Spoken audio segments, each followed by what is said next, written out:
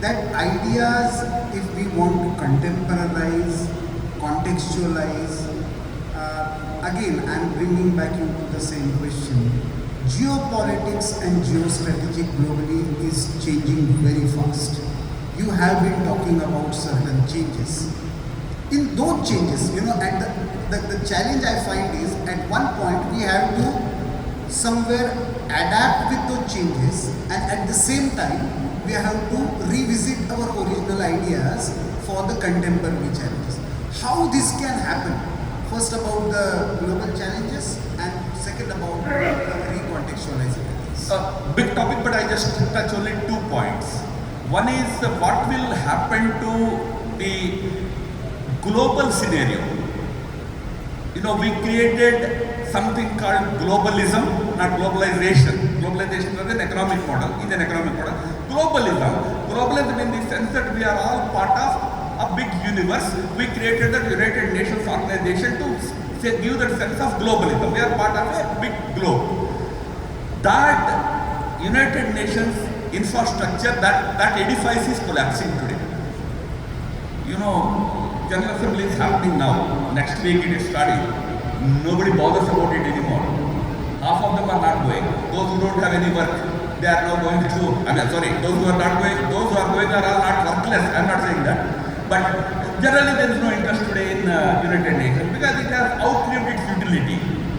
Something else has to take its place because we are in a very changed world. United Nations was an institution created by the dominant Western powers. That domination continued until now. Today countries are standing up and saying, I don't accept your domination. Now a new model has to come in. Who will give that model? The new model has to be regional multilateralism. Regional groupings should rise. They have to come together. Each region is today independent. Each region has its own challenges. Regional multilateralism is going to be the future in 20th century. BRICS will play a big role. Shanghai Cooperation Organization will play a big role. ASEAN will play a big role. European Union will play a big role. African Union will play a big role. Now these have to find their voice in United Nations, future United Nations organization. That model has to be developed. India has to play a role. For playing that role, India, first of all, has to build its own regionalism. Have we been able to build that regionalism? What is our situation with our neighbors? What is our situation with the countries which have such strong civilizational, cultural affinity with us? I just give you one example. It's not criticism. It's out of concern that I am highlighting this. Most of us here would have gone to Singapore multiple times. And you ask any government, any chief minister, in his chief ministry would have gone at least 3-4 times to Singapore. I have nothing against Singapore. Singapore is a very vibrant, thriving city and all that. A city of 6 million people, small city. Done well, trade-wise. But do you know, Indonesia has 24 crore people, or 25 crore people, 250 million population. Quintessentially Indian civilizational influence you will see at every street corner. Very much friendly with India. There are provinces which are Hindu provinces, Bali. Denpasar is the province. Denpasar is Hindu majority, 96% Hindu population province. How many times do we go to Jakarta? Because we have certain westward ho mindset. We see in Singapore that culture, Western culture thriving. We find it easy to go there. We don't find it easy to go to Jakarta. When I say we, if you take the data of our official views also, you will find the same. 1:10. 10 times Singapore जाएंगे, एक बार Jakarta जाएंगे. If you don't build your own neighborhood, if you don't build your own regionalism, you can't play a big role in the world. If you are isolated one country, you will be facing a lot of challenges. So India has to invest on regionalism. That has to happen from everybody. This is one aspect of politics, geopolitics, global geopolitics, a big subject. Second aspect, I come to one simple, only one example. Again, a very big topic. We are entering into a very tech-driven world. Although technology has been a reality for the last 40-50 years, not today. But we passed through low tech to mid tech to high tech. We entered what is called deep tech area.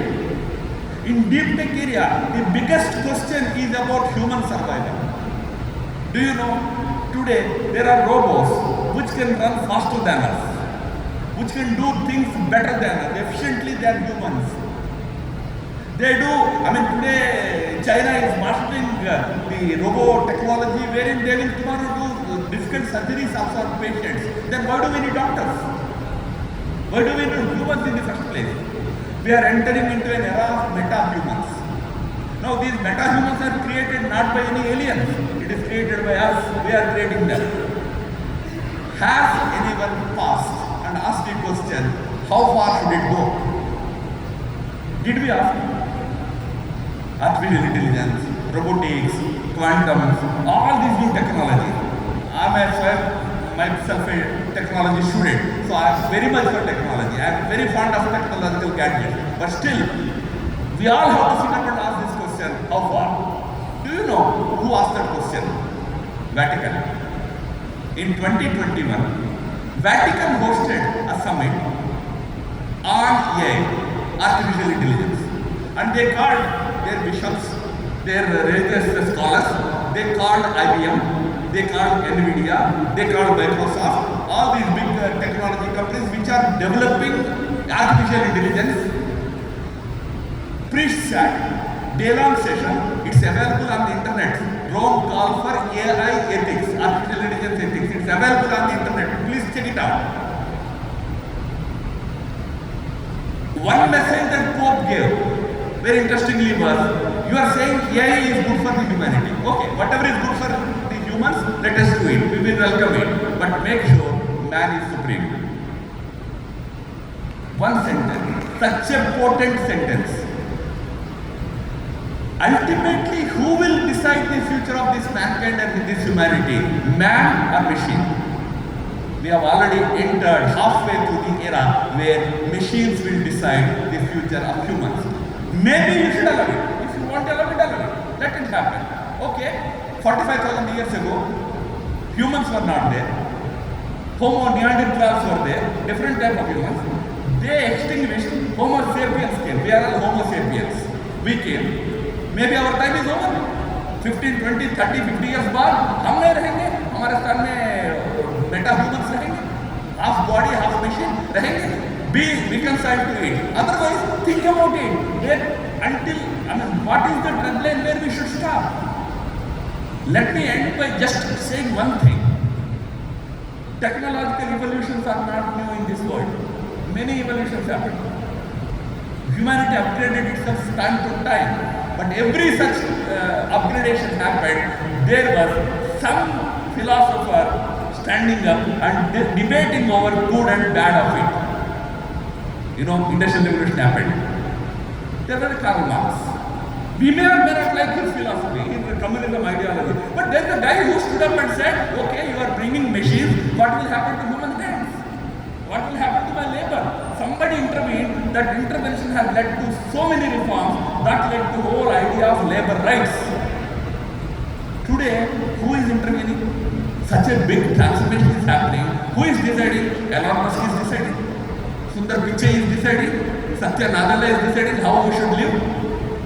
No philosopher is alone.